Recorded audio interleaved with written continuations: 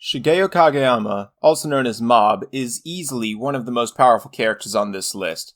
His psychic powers are absolutely godlike, giving him such canon feats as destroying entire buildings single-handedly, as well as sometimes piecing them back together piece by piece single-handedly.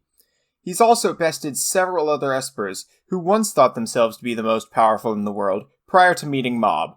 There are even numerous implications that he is capable of even more than we are shown in the anime's run. He also couldn't care less about this immense power because he can't run in a marathon without fainting. Shigeo is such an interesting character in this aspect, and one of the greatest things to come out of Mob Psycho 100. Yes, he has psychic powers that could put him in the same league as other fictional juggernauts in terms of power, but he's not strong. Well, not physically anyways. If he didn't use his powers, he can't even lift a small weight without significant effort. He's also not exactly smart, not super attractive, and very socially inept. If he wanted, he could destroy his entire school with nothing more than a thought, but what does that matter? In his eyes, it doesn't. Having strong psychic powers doesn't put him above someone with any particular talent, and it certainly isn't the talent he wants. He wants to be able to impress his crushed Tsubomi, and she certainly doesn't care about his powers. She's more into physically fit, attractive guys, apparently. At this point, many people would just give up and accept themselves for what they have, even if they aren't happy about it.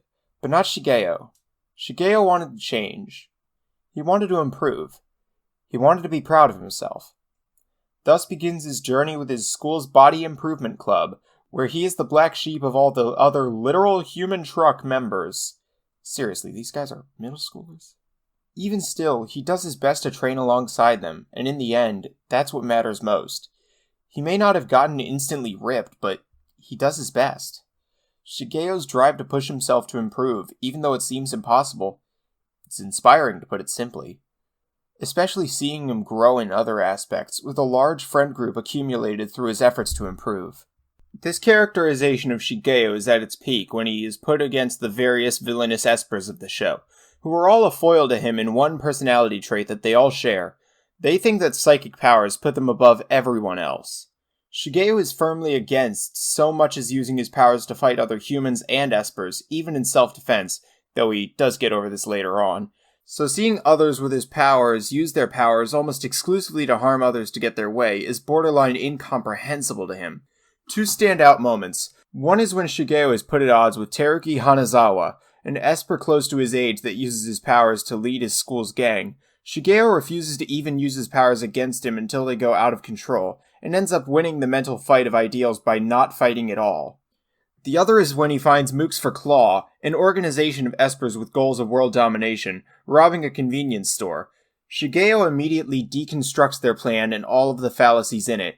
Could they ever make any of the cans that they stole? What about any of the food inside it? If they took over, what then? Their psychic powers wouldn't be able to let them make any of the stuff they stole from others, so those who made those products were just as valuable as them and their esper powers, if not more so. Shigeo's set of ideals are distinct from the beginning and refined throughout the series, and dang are they an impressive set of ideals.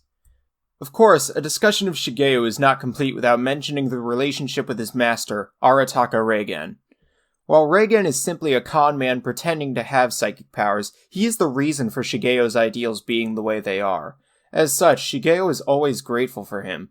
Even after he has a rather nasty fallout with Reigen and comes to terms with him being a con man, Shigeo remained grateful and decided to tell Reigen at his lowest point what the former always knew about the latter. He was a good person.